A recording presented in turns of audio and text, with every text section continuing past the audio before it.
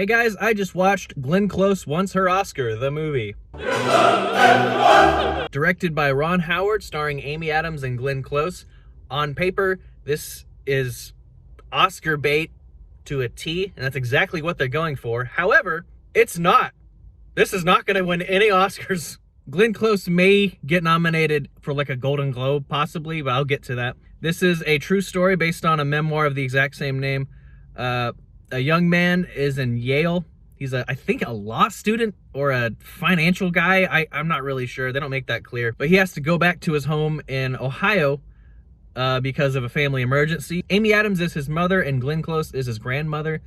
And they are very, very, very poor. And this whole movie is cutting in between him in present day. Well, I guess it's 2011, so not really present day, but whatever. Modern times, cut back and forth between him as a kid. And this is a Lifetime movie that somehow a major studio bought and hired Ron Howard, Amy Adams, and Glenn Close. Almost every single scene ends the exact same, hits the exact same beats over and over and over.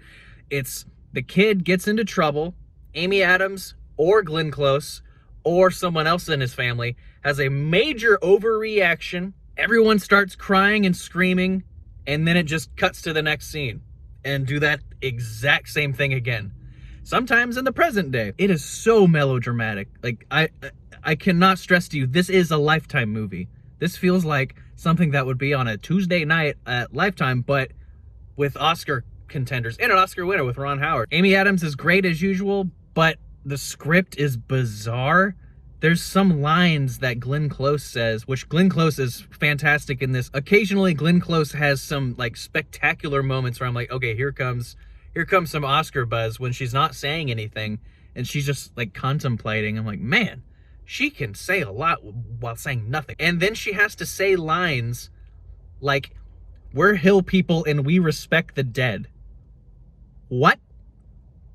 She says like fortune cookie wisdom almost in every single scene. Like, she's this wise old woman who just has all these one-liners. The best parts of this movie are the quiet moments, and there's maybe two that I can think of. The rest is all these people yelling at each other and crying. The whole time you're thinking, okay, we get it. We get it. You are poor. We get it. Your family has drug issues. We get it.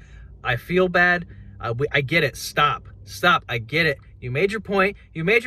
Just like I made my point. I keep going on and on about this because Ron Howard kept going on and on about this. Frida Pinto is horribly underused in this. She's a fantastic actress. In the whole movie, she's on the phone. Not only did Ron Howard direct this, Amy Adams and Glenn Close are in this.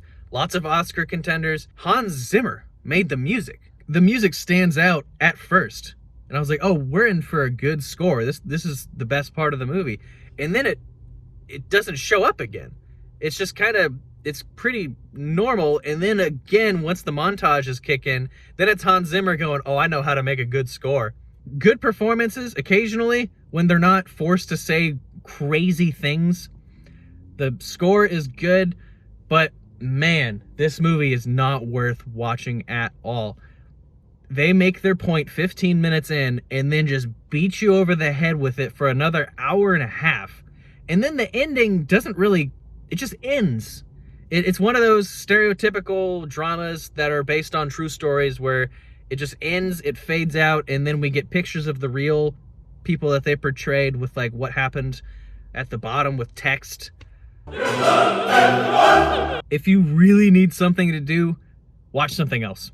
I give this movie a 4. It makes its point 15 minutes in. You don't need to watch the rest of the movie.